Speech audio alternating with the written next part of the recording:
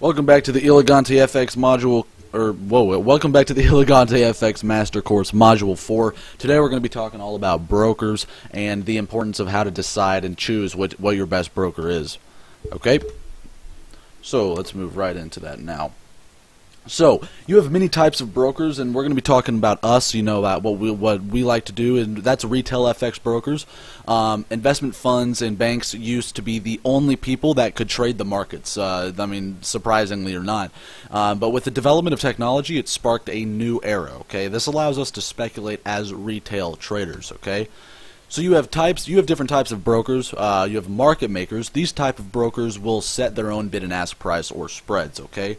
And a lot of times they will take the opposite side of a trade to fill your trade. Now, that's not to hope that you lose, and I know there's been a lot of stuff that's been put in some of your guys' minds, but that is literally so that you can get your trade filled, okay? And they will leverage it out so that you have the ability to get filled as a trade. It's not because they think that you suck and they put you in a certain so-called book. No, that's not true. They don't put you in a book and take the opposite side of your trade. Okay, and then you have electronic communication networks, or an ECN. A lot of times these are within an individual broker itself. They use the best bid and ask prices available to them from different institutions and interbank markets. So if you place an order at 142.50, they'll look for somebody with that same order to sell at 142.50, and they will match you, and your trade will go through. Okay, and some offer a standard account or an ECN account. These accounts, the ECN accounts, come with usually better fills, better timing, and usually a better account overall. Okay.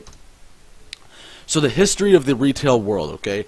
If it weren't for the internet, FX junkies like you and me, and that's just a joke. Usually being a junkie isn't a good thing in the Forex market, but we wouldn't be able to trade, okay? We would not exist.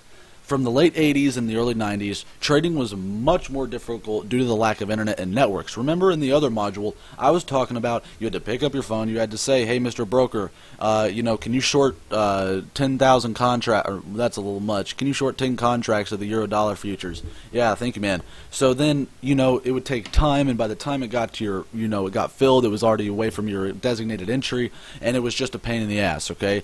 We also had higher transaction costs as well back then, due to the commissions per broker usually, and eventually the Commodity Futures Trading Act was passed, which opened a huge world of opportunity for online FX brokers to get out there, and this allows us to trade, people with not much money to trade.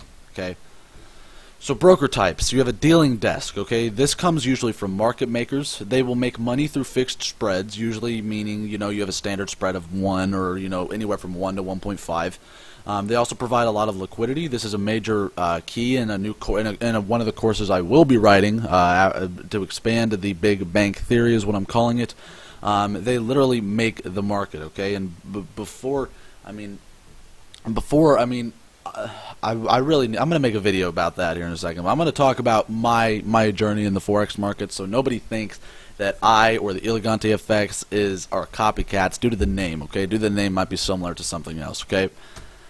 You also have another broker type, which is a no dealing desk broker. This usually is called an STP, which stands for straight through processing, okay? This links you directly with other market participants. Okay, so what does that mean?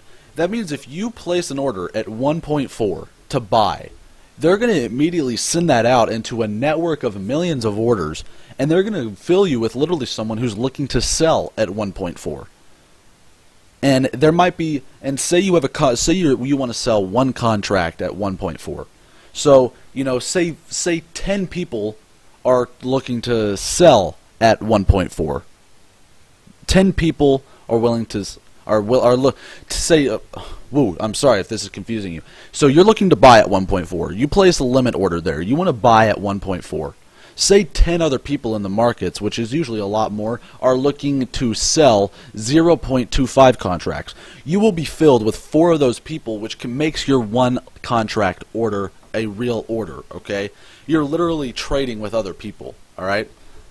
So what do you need to consider when choosing an FX broker? This is a lot of text, so I'm going to read it to you, but the only reason, you're used to not this much text, but I put this on here only because I want to make sure you guys get it. I didn't want to forget anything, okay? So I'm going to give it to you straight. This is from my mentor who's been trading for 35 years, okay?